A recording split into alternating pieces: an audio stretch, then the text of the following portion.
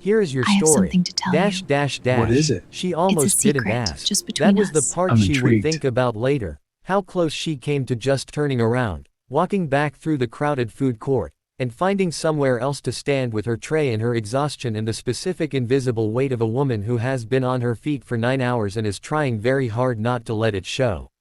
The lunch rush at the Pittsburgh Galleria had swallowed every table whole. Families, teenagers, construction workers still in their vests, a group of elderly men who had apparently claimed a six-top for what looked like an ongoing and deeply serious card game. Every chair occupied, every surface taken, except for the 2 empty seats across from the man in the corner. He was sitting alone with a cup of coffee and a coloring book, not his own, clearly, because he was not coloring in it but rather holding it open with one hand while his other hand held a crayon he'd forgotten about, staring out the food court window with the particular expression of someone whose mind was somewhere 3 states away. He was maybe 40, in a plain gray Henley and dark jeans, no watch, no phone visible on the table, a quality of stillness about him that seemed almost out of place in the noise and motion of a Friday afternoon food court in a busy Pennsylvania mall.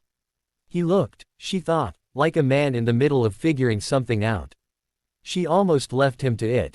Instead she stepped forward, because she was 31 years old and worked a double shift twice a week and her knee had been bothering her since Tuesday and she was simply too tired for pride. "Can I sit with you?"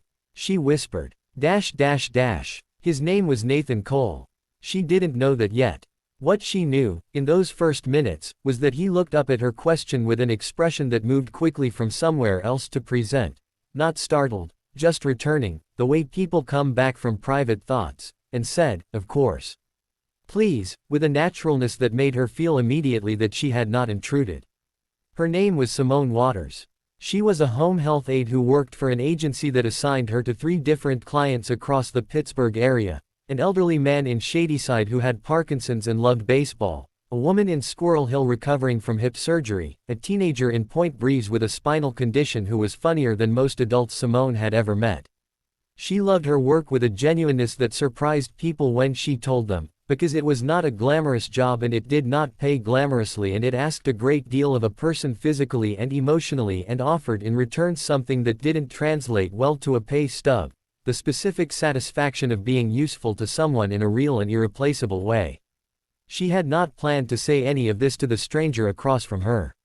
She planned to eat her sandwich, rest her knee, and be back in her car in 20 minutes.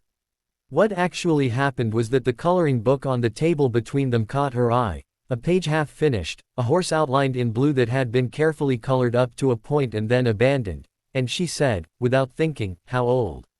He looked at the book. 6. "Her name's Cora." He said it the way fathers say their children's names, simply, without decoration, as though the name itself is complete. "She's a good colorist," Simone said. "She's staying in the lines. She just started doing that. She was very much a free spirit about it before." He said this with a kind of fond, helpless wonder, as though he was still catching up to who his daughter was becoming. "She's with her grandmother today. He gestured vaguely at the coffee and the empty afternoon around him. "Being a person for a couple hours," Simone said. He looked at her. "Exactly that. Dash dash dash. She found out about his wife the way you find out about the gravity of someone's life, gradually, through the natural accumulation of small things said and unsaid." He mentioned Cora's mother in the past tense, gently, the kind of gentleness that is structural rather than performed, built into the architecture of how he talked about his life so that the loss was always present but never weaponized. She didn't ask for details and he didn't offer them. She understood, from her work and from her own life, that grief was not a story people owed strangers and that acknowledging it didn't require excavating it. She told him about Mr. Henley in Shadyside, who had watched every Pirates game since 1971 and had opinions about each one that he delivered with a specificity and passion that Simone found genuinely riveting even though she knew almost nothing about baseball. She told him about the teenager in Point Breeze, carefully, without names, who had taught himself 3 programming languages from YouTube tutorials and who wanted, with a clarity of purpose Simone found both humbling and galvanizing, to build accessibility software for people with physical limitations. Nathan listened with his full attention.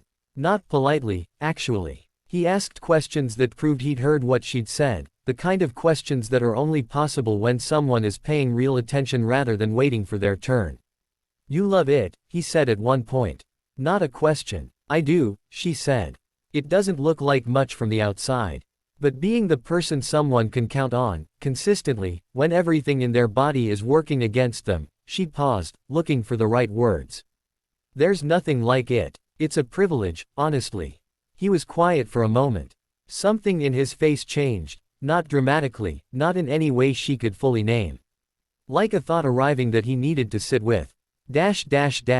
He paid for her sandwich before she realized what was happening. She'd gotten up to grab napkins, and when she came back the receipt was on her tray and he was looking at her without apology. "You didn't have to do that," she said. "I know," he said easily. "I wanted to." She let it go because there was nothing aggressive in it, nothing that required her to defend herself. It was simply a kind thing done simply. They talked for another 20 minutes. About Pittsburgh, they were both transplants, both from smaller towns that had shaped them in ways the city hadn't erased.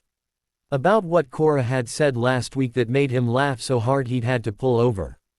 About the small dignities of the work Simone did, and how rarely those dignities were named out loud by the people who benefited from them most. When she finally stood to leave, genuinely late now and not minding the way she'd expected to, he stood too, a reflex, just good manners, and shook her hand. "This was the best conversation I've had in a long time," he said. "Me too," she said, and meant it. She didn't ask his last name. He didn't offer his number. It was, she thought walking back to her car, the kind of encounter that existed complete in itself, a full thing, not a prologue to something else.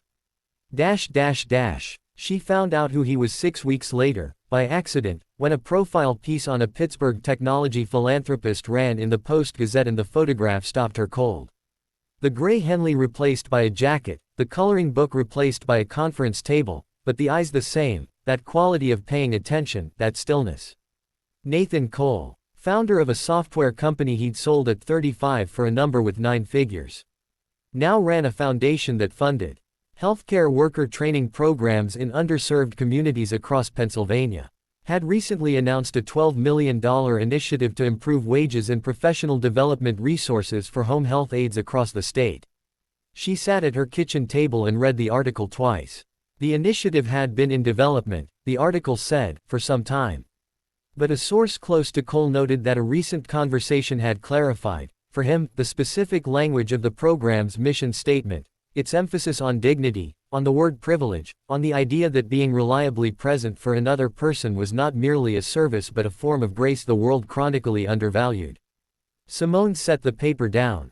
She thought about a half-colored horse in a food court coloring book. A cup of coffee going cold. A man who looked like he was in the middle of figuring something out.